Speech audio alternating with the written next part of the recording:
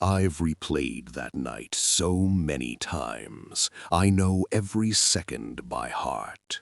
And it always starts with something small, a choice that didn't feel important.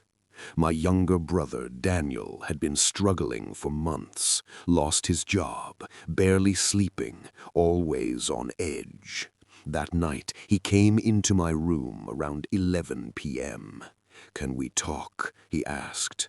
I was exhausted. I had work at 6 a.m. "Tomorrow," I told him. "We'll talk tomorrow, okay?" He stood there for a second longer than usual. Then he nodded. "Yeah, tomorrow." That was the mistake.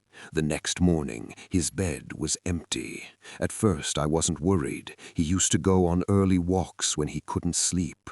But by noon, his phone was still on his desk. His wallet, too. By evening, police were at our house. They found his car near the river bridge just outside town. Parked straight, engine cold, keys in the cup holder. There was no note, just silence. For weeks I kept thinking, if I had stayed up that night, if I had listened, maybe I would have noticed something. Maybe I could have stopped him. Everyone told me not to blame myself, but I knew something felt different about him that night. There was a calmness in his voice, like he had already made peace with something. 3 months later, the police called again. They had found something on his laptop, a scheduled email sent at 11:47 p.m. the night he came into my room.